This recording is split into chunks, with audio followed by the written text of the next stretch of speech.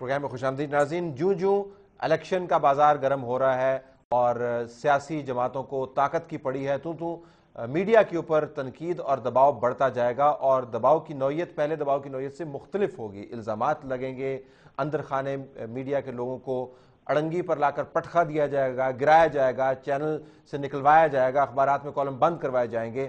یہ تمام وارداتیں جو ہیں یہ طاقت کے ایوانوں میں بیٹھے ہوئے لوگوں نے سیکھ لی ہیں. ہم کیا کریں؟ ذرا شاہد رانا کے پاس دوبارہ واپس چلتے. شاید آپ کے اوپر جب یہ زد و کوب ہوا اور اس کے بعد ایف آئی آر درج ہو گئی تو آپ کو لگا کہ آپ کا جو کیس ہے, یعنی کیس وہ نہیں ہے جو ایف آئی آر میں درج ہے, لیکن آپ کا جو مطمع نظر ہے وہ صحیح طریقے سے بیان ہو پایا؟ ٹی وی کے ذریعے, اخبارات کے ذریعے کسی نے اس کے اوپر صحیح آواز اٹھائی؟ طلعہ صاحب بہت خوبصورت آپ کا سوال ہے. یہ بنیادی سوال ہے جو آپ نے مجھ سے کیا ہے.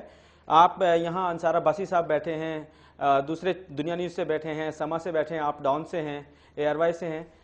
بڑی مایوسی کے ساتھ مجھے یہ کہنا پڑا کہ ڈان چینل تھا ایک, یا وقت چینل تھا, خبریں اخبار تھا, نوائے وقت اخبار تھا.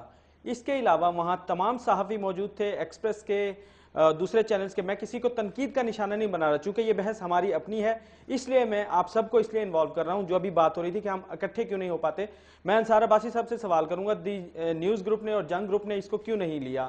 میں یہاں دنیا چینل سے ریکویسٹ کروں گا انہوں نے اس کو کیوں نہیں اس وقت لیا. اور بالکل اجتماعی طور پر ایسا نہیں لگا کہ مجھے مار پڑی ہے.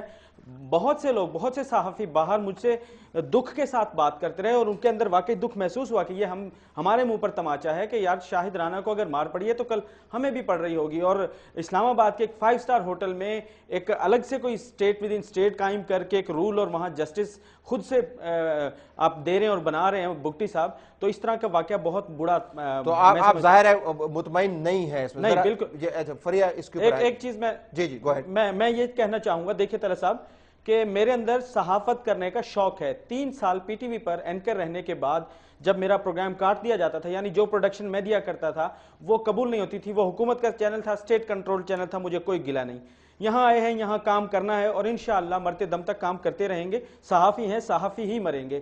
لیکن اگر پرائیویٹ چینلز ہم سب اس طرح کی چیزیں برداشت کرتے رہیں گے تو پھر پی ٹی وی پر جہاں میں کام کر رہا تھا, جہاں چیزیں کٹ جاتی تھی اور یہاں چیزوں کو مار پیٹ کے ذریعے چھپا دیا جاتا اور اس پر بھی آواز نہ اٹھائی جائے تو حساب برابر ہو جائے گا. خدا رہا ہم نے اس کے ڈیفرنس صورت میں پی ٹی وی کا ایڈوانٹیج ہوگا, کم از کم آپ کو پھینٹی تو نہیں لگے گی. یقیناً. ذرا اس کے اوپر آئیں. یہ ابھی کاشف نے بھی ذکر کیا تھا کہ اکٹھے ہو جائیں. شاید ہم نے بھی معیار تھوڑا سا آواز اٹھانے کا اور بنا لیا کہ جب تک بہت زیادہ مار نہیں پڑے, کسی کی جان نہ چلی جائے, یا بہت ہائی پروفائل ایشو نہیں ہو, رپورٹرز کو فیلڈ کے اندر جو دباؤ ہے, جو مار پڑتی ہے, جو دھکا پڑتا ہے, اس کے اوپر ہم we don't talk about that. اس کیس کے حوالے سے نہیں, جنرلی اسپیکنگ یہ ہو پائے گا؟ یہ جو کاشف نے بات کی سارے اکٹھے ہو کے, ذرا میں تو آپ کو شروع میں یہ بات کی تھی کہ آپ نے بہت اچھی ایفرٹ کی کہ you are actually doing this program, ورنہ لوگ نہیں کرتے. اگر ہمارے چینل کا کوئی مسئلہ ہوا تو وہ ہمارے چینل نہیں کیا, کسی اور چینل کا مسئلہ ہوا تو وہ اس کو اکیلے کے لیے اپنی راگنی لاتا ہے. میں نے تو آپ کے چینل کے مسئلے پہ پروگرام کیا, اس کے اوپر وہ چینل نے ہمارے ساتھ مسئلہ کر لیا, لیکن وہ ایک اور مسئلہ, وہ ایک الگ مسئلہ ہے, اس کو چھوڑ دیں آپ. لیکن صحافت کے اوپر ڈیبیٹ جو, but would this be possible جو کاشف کہہ رہے ہیں کہ آپ اکٹھے ہو کے ہولڈ پریس کانفرنس سے کہ آپ یہ نہیں کر سکتے؟ اس یہی والی بات ہے نا جو میں ابھی آپ نے بلکہ کہا کہ جب سیاستدان بھی مل کر آتے ہیں کہ آج فلانے اینکر کا ہم مذاق اڑائیں گے, تو یہی بات ہم اینکرز کیوں نہیں مل کے کر سکتے؟ مذاق اڑانے کے لیے نہیں بلکہ پازیٹیو کام کے لیے. کہیں پہ اگر کسی کے ساتھ برا ہو رہا ہے ایک سٹینڈرڈ ہونا چاہیے. اور ایک چیز میں آپ کو اپنی آبزرویشن سے بتاتی ہوں, میں نے یہ بات دیکھی ہے پاکستان میں کہ کیمرہ مین کے اندر بہت زیادہ یونٹی ہے. اور میں نے 2-3 پریس کانفرنسز میں بھی دیکھا ہے کہ اگر ایک کیمرہ مین کے ساتھ کوئی بدتمیزی ہوئی تو سارے کیمرہ مین واک آؤٹ کر جاتے ہیں. تو اٹ مینس کہ ایسا ہو سکتا ہے, it's not a very ideal situation, لیکن وہاں تک جانے کے ایک طریقہ کار ہے اور آواز اٹھانا میرے خیال سے پہلا قدم ہے جس کے بعد آپ وہاں تک پہنچ سکتے ہیں. اور یقیناً میں انڈورس کرتی ہوں اس بات کو کہ اگر کسی کے ساتھ زیادتی ہوئی ہے, صریحاً زیادتی ہوئی ہے, تو باقیوں کو اس کے اوپر آواز اٹھانی چاہیے. بالکل کیوں نہیں ہم کر سکتے ہیں. جیسے آج آپ نے انیشیٹو لیا, آج میں, آپ, فریہ, ہم 4 اینکرز اگر بیٹھے ہیں, انصار صاحب بیٹھے ہیں, اس پہ کالم لکھتے ہیں, اور ہم 4 ہی اگر کل کسی کے ساتھ ایسا ہوتا ہے تو ہم خود سے انیشیٹو لیں, جا کے ایک پریس کانفرنس کریں کہ اس بندے کو ہم نہیں بلائیں گے, اور ہمارے کسی صحافی یا اینکر کے ساتھ اگر زیادتی ہوئی ہے تو ہم سب مل کے مقابلہ کریں گے. لیکن الیکشنز کا جسے آپ بار بار ذکر کریں کہ الیکشنز آنے والے, مجھے ایک سین ابھی بھی یاد آ رہا ہے, وحیدہ شاہ والا تھپڑ, جس طریقے سے وہ تھپڑ پڑا اور اس کو سزا ملی, بالکل ٹھیک ہوا. کچھ لوگ کہہ رہے ہیں کہ آئین و قانون کے مطابق سزا نہیں ملی, 2 سال ڈسکوالیفیکیشن نہیں بنتی تھی.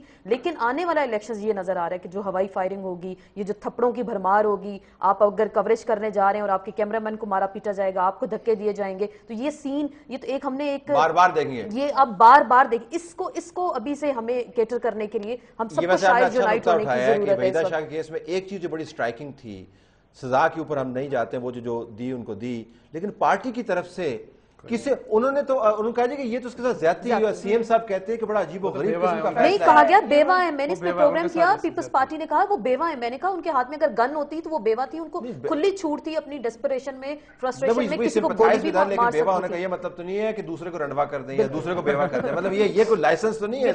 لیکن یہ پارٹی کے ریئیکشن یہ صرف ہم ہی پر کیوں آئے کہ زیادتی کے اوپر ہم ہی آواز اٹھائیں تو نوٹس لیا جائے؟ کوئی لا بھی ہوتا ہے, کوئی قانون بھی ہوتا ہے, کوئی آئین بھی ہوتا ہے, کوئی پروسیجر بھی ہوتا ہے. ریڈریسل اور کہاں پہ ہے؟ دیکھیں جو بیسک پرابلم ہماری پالیٹکس کے ساتھ ہے, پاکستان کی پالیٹکس کے ساتھ ہے کہ جی پرنسپل بیسڈ پالیٹکس پاکستان میں ہے ہی نہیں. جو الطاف حسین صاحب نے کہہ دیا ٹھیک ہے غلط ہے, ان کی پوری پارٹی وہی راگ لاپتی رہے گی. And this is true with each and every political party in Pakistan.